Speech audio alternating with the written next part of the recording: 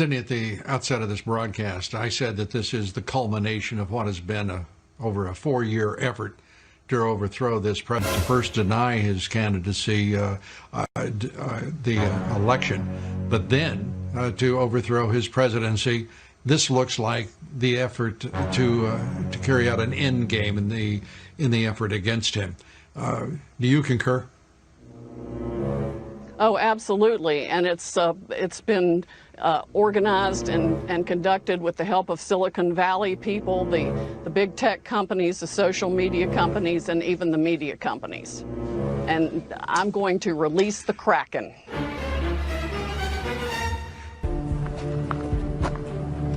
I'm going to pull the whole thing down. I'm going to bring the whole fucking diseased, corrupt temple down on your head.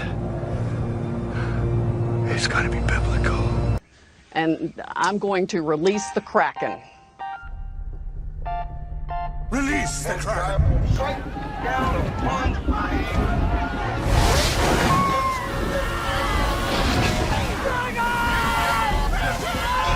and I will strike down upon thee with great vengeance and furious anger.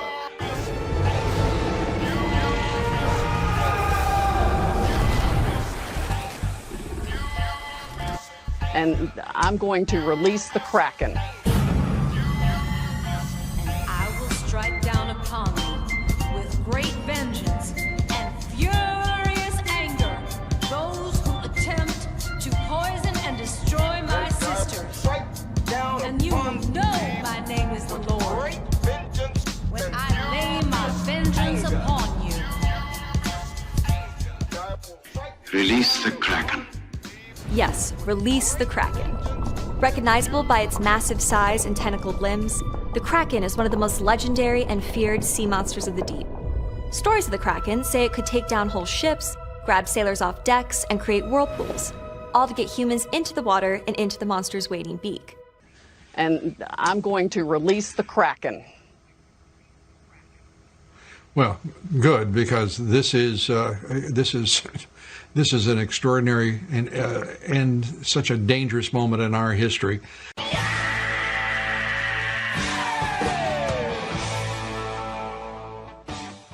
The U.S. Cybersecurity Agency says that the November 3rd election was the most secure in American history.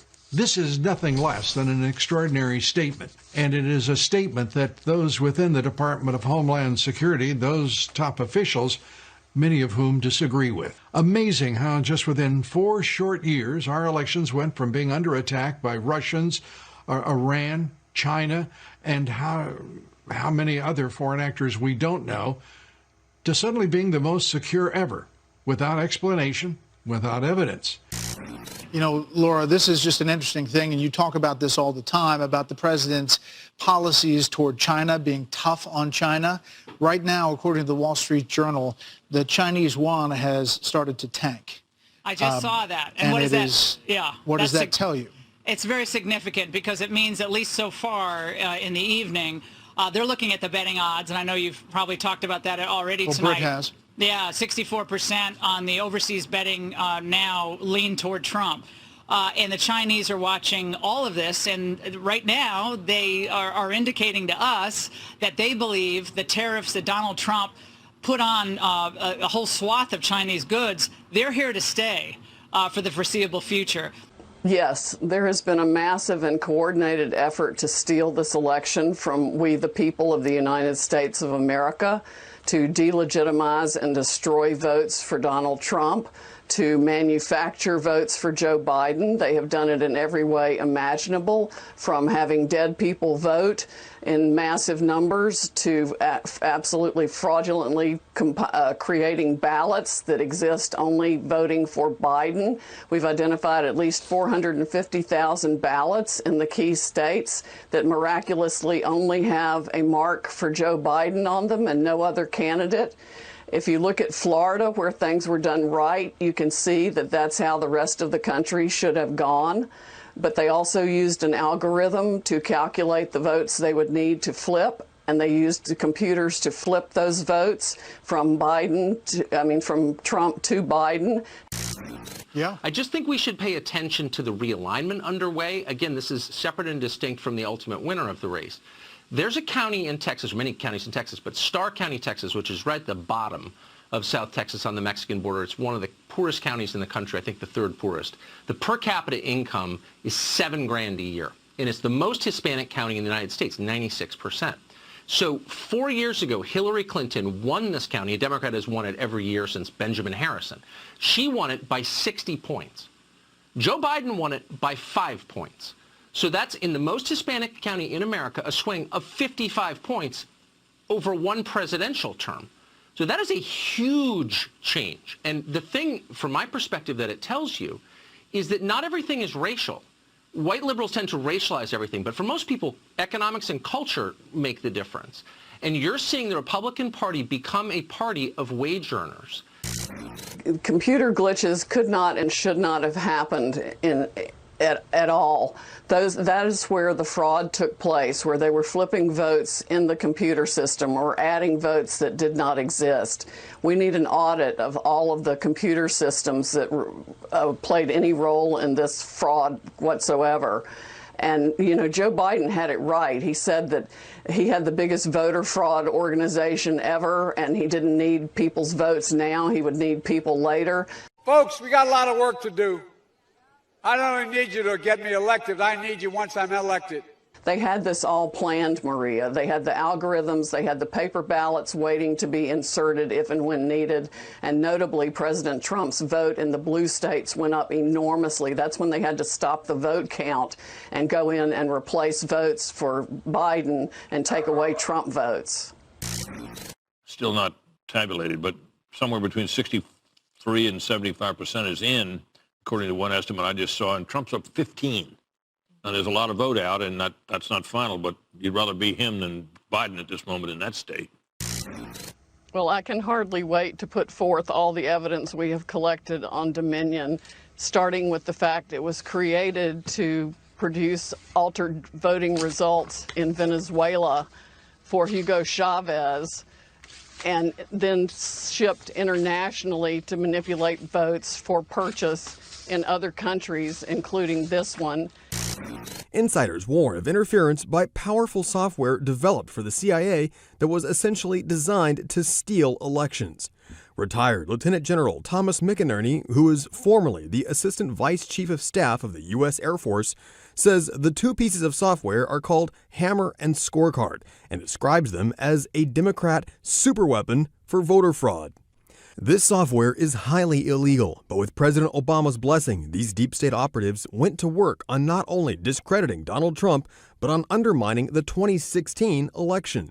Scorecard was the other program and was designed as a vote manipulation application, which alters votes as they're being entered into the system. General McInerney says these efforts were thwarted in 2016, and that's why Hillary Clinton still insists she won the election. As soon as the states shut down on election night and stopped counting, those are the states where the most egregious problems occurred. We also need to look at, and we're beginning to collect evidence on the financial interests of some of the governors and secretaries of state who act by tampering with the computers at the transfer points. They use a very highly skilled algorithm that the source created, and this was to be used in foreign countries. And by the CIA, they converted it to the U.S., and that's the danger that we now face. It's razor close here, all right? We were talking about Milwaukee County a moment ago. Got out the calculator, wanted to make sure I could get this thing down here, 2020, all right? Milwaukee County from 2016 now was decided by Hillary Clinton by a margin roughly of 162,000 votes.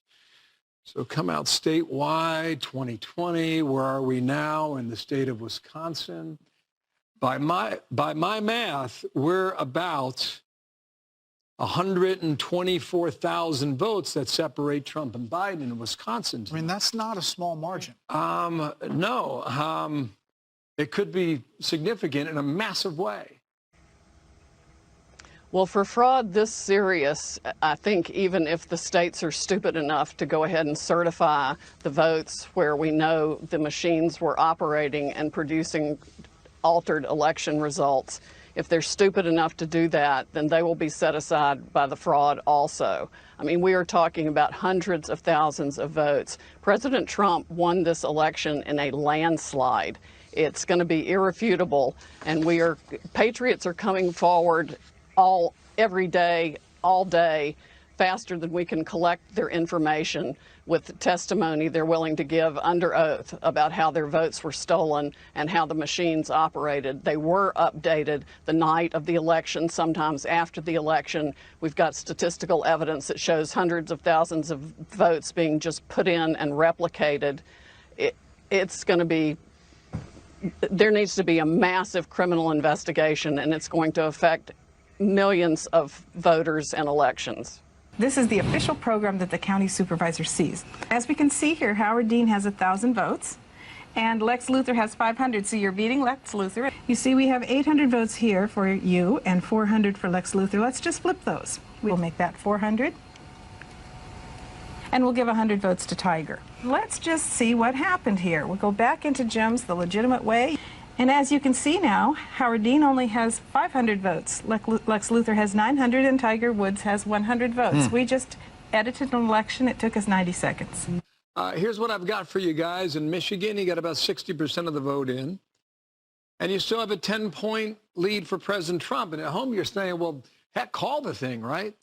The reason you can is because there's an explanation for this, and this is Detroit, Michigan, Wayne County. There's just too many votes out to really know at the moment here. What did I say a moment ago? 300,000 was the, okay, so here's 2016. Here's Hillary Clinton over Donald Trump by about 300,000 votes in that one county. So in the city of Detroit. Come back to 2020. We're starting to fill in a little bit here, but still far from conclusion there. So by my count, guys, the difference in Wayne County in 2016 is just about the same difference we are right now, 300,000 votes between Trump and Biden in the entire state. So that's why we're hanging on down here to see what comes of it. There's a few counties up here, not highly populated. They haven't checked in either. But I can tell you the red, because of the voting tendency they had from 4 years ago. Now, what's going on in Wisconsin? Both social media giants now plan no longer to treat President Trump as the President of the United States. Facebook announcing it will reduce the spread of the president's posts that their fact-checking partners deem false. Twitter also presuming that President Trump will leave office and now will subject his accounts to suspensions or bans if he's deemed to have violated the rules of Silicon Valley, big tech, and of course, yes, social media. This is an extraordinary and such a dangerous moment in our history. I really am very concerned for the country. I am very concerned for all Americans. And I have a feeling that most Democrats are first Americans and not Democrats. They have to be as alarmed as any one of us. Cindy, we're glad that you are on the charge to straighten out all of this. It is a foul mess, and it is far more sinister than any of us could have imagined, even over the course of the past 4 years. You get the last word, Sydney. It is indeed a very foul mess. It is farther and wider and deeper than we ever thought, but we are going to go after it, and I am going to expose every one of them. I am your voice.